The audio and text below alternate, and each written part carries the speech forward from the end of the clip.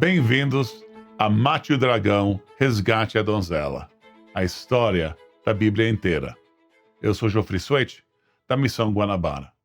O propósito desses vídeos é de apoiar estudos em grupo da história das Escrituras de Gênesis a Apocalipse. Hoje vamos olhar os livros de Josué, Juízes e Ruth. As leituras para o vídeo de hoje são Hebreus, capítulo 11, versículo 32, e Juízes 5, 7, 11 e o capítulo 16, dos versículos 15 a 31. E que mais direi? Certamente me faltará o tempo necessário para referir o que há a respeito de Gideão, de Baraque, de Sansão, de Jefté, de Davi, de Samuel e dos profetas, os quais, por meio da fé, subjugaram reinos, praticaram a justiça, obtiveram promessas, fecharam a boca de leões, extinguiram a violência do fogo, escaparam ao fio da espada, da fraqueza tiraram força, fizeram-se poderosos em guerra, puseram em fuga exércitos de estrangeiros. Hebreus 11, 32 a 34. Visão geral. Introdução. Juízes é frequentemente chamado o livro mais sombrio da Bíblia. É como uma idade das trevas do Antigo Testamento, que segue a corajosa conquista da terra sob o comando de Josué. Embora hajam muitos relatos sórdidos neste livro, que possam nos tentar a levantar a borda da saia para não ficarmos também maculados, o registro do pecado e da escuridão moral e cultural de Israel é, se olhamos esses contos com fé, sobrepujado pela luz brilhante da fiel libertação de Deus. Embora Israel fosse infiel, Deus permaneceu fiel. Isso é um grande consolo. Breve resumo de Josué. Josué é mencionado pela primeira vez em Êxodo 17, liderando a batalha contra Amaleque. Ele foi um dos 2 espias, junto com Caleb, que insistiram que Deus os conduziria em segurança a Canaã, apesar dos gigantes na terra. Deus ordenou a Moisés que designasse Josué para sucedê-lo. Esta crônica é ornada com o esplendor da coragem fiel e da glória resplandecente de Deus ao cumprir a sua promessa. Que nenhuma só promessa caiu de todas as boas palavras que falou de vosso Senhor vosso Deus. Todas vos sobrevieram, nenhuma delas falhou. Josué 23, 14. O livro de Josué começa com o discurso de Deus, autorizando e encorajando Josué a avançar contra a conquista de Canaã. Deus iria adiante deles, portanto, não deviam temer. Como um mestre bíblico observa com precisão, antes de Israel cruzar o Jordão e tomar Jericó, o Senhor graciosamente enviou sua reputação à frente deles. Josué conduziu Israel à conquista dos 31 reis de Canaã. E então, em seus discursos finais, convoca Israel à fidelidade ao pacto e afirma que a sua casa, ao menos, serviria ao Senhor. Começa com Josué sendo convocado à coragem e termina com Josué convocando todo o Israel a imitar a sua coragem, mediante o serviço fiel a Jeová. E embora muitos em Israel se recusariam, Deus permaneceu fiel e levantou o testemunho de 12 que foram fiéis. Os 12 juízes. Hebreus 11, 32 destaca 4 dos juízes deste livro como homens exemplares de fé. Ao que parece, porque esses 4 presidiram sobre as 4 mais significativas libertações dos opressores de Israel. Há 7 juízes sobre os quais o livro dedica consideravelmente mais narrativa, enquanto outros 5 juízes menores recebem apenas uma menção passageira.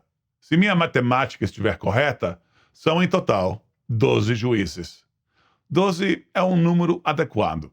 Pense nos 12 patriarcas, nos 12 profetas menores, e no Novo Testamento, nos 12 apóstolos. Mas esses 12 não presidem sobre uma constituição de Israel, mas sobre o seu desmoronamento. Tudo está de cabeça para baixo. E isso ocorre porque Israel adota uma autojustiça em escala nacional. Cada um fazia o que era reto aos seus próprios olhos. Uma linha condenatória que aparece 2 vezes no epílogo do livro, Juízes 17 a 21. Como alguém perspicazmente observou, o texto não diz que cada um fazia o que era mal aos seus próprios olhos. Israel se esforçava para viver na terra de Canaã e se esforçava para servir a Deus, sendo governado pela sua própria sabedoria em vez da revelação de Deus.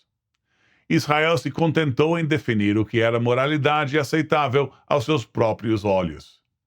Tal relativismo é sempre destrutivo para todo relacionamento, familiar, comercial, nacional, etc. Assim, os juízes surgem para libertar Israel das consequências do seu relativismo moral e restaurá-la ao serviço correto a Deus, segundo a sua palavra. Mas, infelizmente, toda vez que Israel era solto da coleira, corria de volta ao vômito da autojustiça. Verdadeiramente, era necessário um juiz e libertador maior. A pequena questão da cronologia. 1 Reis 6:1 nos diz que 480 anos se passaram entre o Êxodo e a construção do Templo de Salomão. Mas quando se reúnem todos os vários períodos dos juízes, chega-se a 594 anos. Esse tipo de discrepância faz um ateu do Reddit respirar fundo, pensando ter descoberto uma prova irrefutável que desmente a Bíblia. Na realidade, trata-se de um ponto teológico notável. Quando se somam os anos de servidão de Israel às nações estrangeiras no tempo dos juízes, chegamos a 114 anos. Philip Mauro oferece uma resolução muito útil para essa dificuldade. Os anos em que Deus entregou o governo do seu povo aos seus inimigos não são contados. Além disso, não se preocupe se notar que o livro não segue uma ordem historicamente cronológica. A ordem cronológica não é tão importante quanto os ciclos, cada vez mais sombrios, de desobediência e irreverência para com Jeová, o rei da aliança de Israel. Ao longo do período dos juízes, Peter Leithart perspicazmente observa, há um rei em Israel, com seu palácio estabelecido em Siló. O problema não é que Israel não tem um rei. O problema é que eles não seguem o rei que tem. Gideão, Baraque, Sansão, Jefté. A glória do relato da derrota do exército midianita de 135 mil homens por Gideão com seu bando de apenas 300 homens supera a história de todas as outras batalhas deste livro. Essa vitória militar é profundamente improvável. A história de Gideão começa com ele escondido num lagar, com medo dos invasores midianitas. Capítulo 6, versículo 11.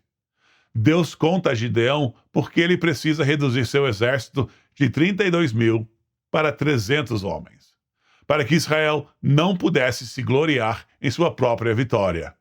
A minha própria mão me salvou. A partir do testemunho da fé de Gideão, Deus ensina a Israel a lição de que a sua salvação depende inteiramente de Deus. Baraque é listado como um homem de grande fé em Hebreus 11. No entanto, sua história é incompleta sem a profetisa Débora. Ela viu a grande covardia de Israel sob o rei cananeu Císera, que se vangloriava de 900 carros de guerra. Em vez de se agarrar ao poder como as feministas modernas, Débora inspira Baraque a se levantar e exercer liderança masculina na libertação de Israel da tirania de Jabim.